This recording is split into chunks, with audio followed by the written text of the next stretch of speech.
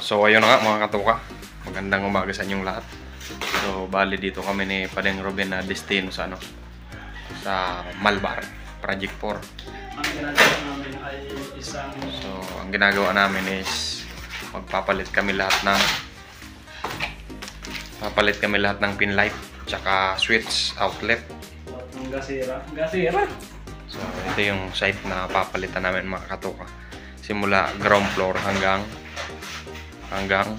third floor. So bali nag-umpisa kami dito sa third floor. So bali yan mga katoka. So bali palit switch. Yan, nagpalit na kami ng pin light tsaka outlet. Magpapalit din tayo diyan. Ito na yung pinalitan natin mga katoka. So bali lahat yan papalitan. So bali si Padeng Ruben muna ngayon ng electrical. Ayan, papalitan din yan. Mga sinauna pang pin light yan mga katuka. Ayan. So ngayon mga katuka, ang purpose ng vlog natin na to is ituturo ko sa inyo kung paano to ikabit sa pin light. Itong lock na to. Tsaka meron din siyang pantalya. Ayan. Para yung ilaw maliwanag. So meron siyang ganyan, parang aluminum lang yan mga katoka. Tapos ito yung pin light. So ngayon i-install natin tong isa dito mga katoka.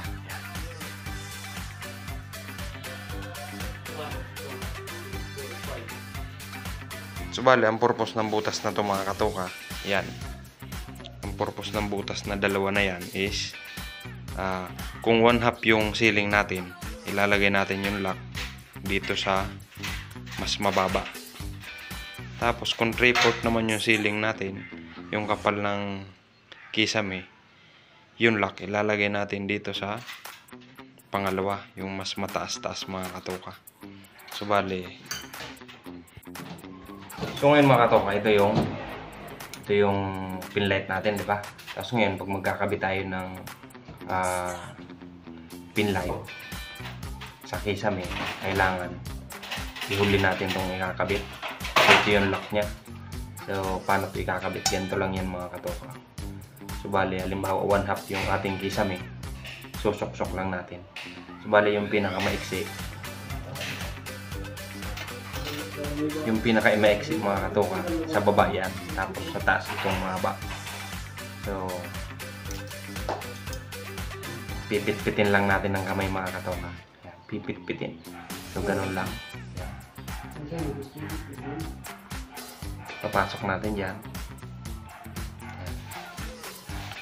Tapos itutulak natin to. Yan.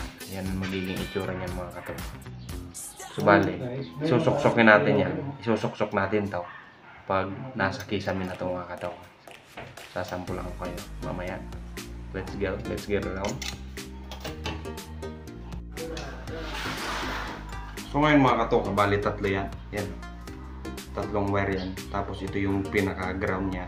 Tapos itong dalawang mga katoka, wala namang problema yan. Kasi wala namang positive, negative yan. So kahit magkabaliktad yan, okay lang yan mga katoka. Gagana pa rin. So bago tayo makyat mga katoka sa kisame, balatan na natin muna to. Balatan.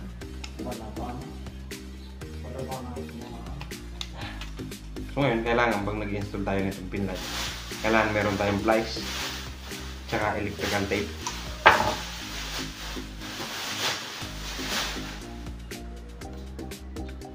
Kasi palit lang naman tayo mga katoka, palit.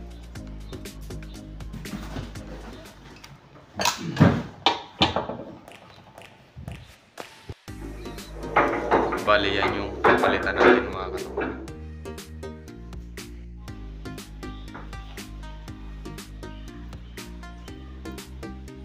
Nakauna mo? Sabago pa. So ngayon mga katoka, pwede natin itong hawakan pag naka-off yung switch. Pag nakauna, hindi pwede pa rin. Pag naka-on, hindi pwedeng hawakan kasi makikita mo kaagad yan sa San Pedro. So ngayon, nabalatan natin na. So okay lang magkabaliktad yan kahit saan yan mga katoka.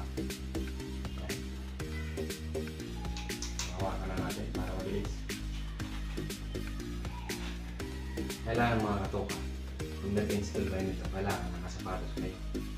Huwag niyo kung gagayahin nakapaa. Wala kasi akong sapatos.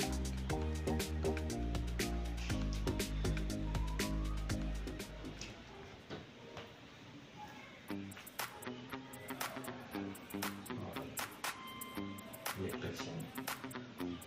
Electrician. Panibagong electrician. At sa'yo naman, Shout out. wala kami schedule. Karera na namin yung kuryente. Bali mga katoka, hindi ako experto talaga electrician. Bali, tinuruan lang tayo ni Norgel kung paano mga ganitong mga simple gawain sa electrical. Kaya, shout out to you. Hindi dahil sa iyo, hindi ako nakakuha ng pagkakaan. Alright. Di pukal. Orag. Malayo. Para yun sa ano. Ngayon mga katoka, kinakamay ko ito dahil nag-off lang ng switch. Okay lang yan.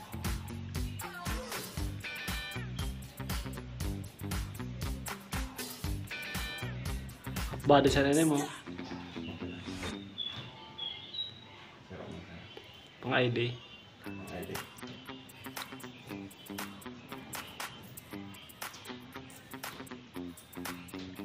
Hiling na lang mo. Gana kayo mga kami. Hiling ka ba? Hiling ang. Ako. Ang pintampen. Ako sa kintab. Makintabon.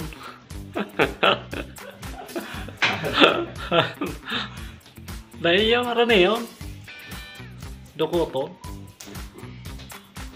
Hilingan ang barbon. Oh no. Ito barbo. Ano ito? Yan. Ayaw yan lang. Lock screen. Yan ang lock guys. Pakita ko yung lock. Yan. Ito yung itsura ng lock ng P-Light. So ngayon mga katoka, bago natin ito ikabit, kailangan pasok muna natin ito sa kisame. Tapos ngayon, yung kisame natin mga katoka is 1/2. So ngayon, pasok muna natin. Ayan. So ngayon mga katoka, yan yung itsura ng pinlight natin. Tapos yung kisame natin 1/2. So ngayon, pag maglalagay tayo ng lock ng pinlight, susuksok lang natin dito sa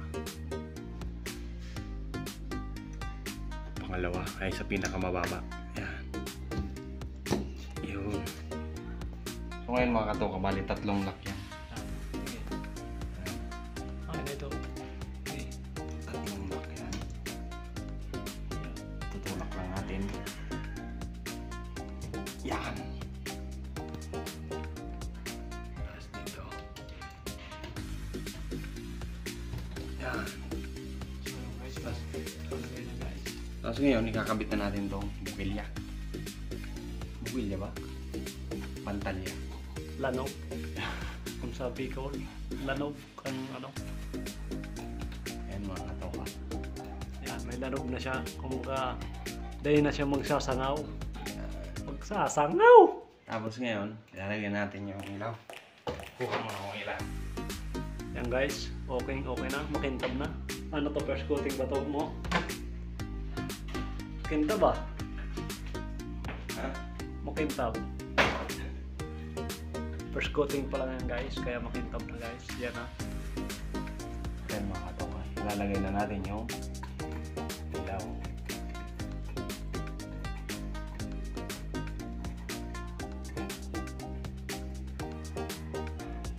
Yun. Yan guys, ayan na. Alagay na. Ngayon, i-on natin. Sobrang testing na ito pa. Kung may ilaw lang pa talaga. Yun guys. Makintab talaga masyado. Guys, ayun o. Ano? Ang liwanag.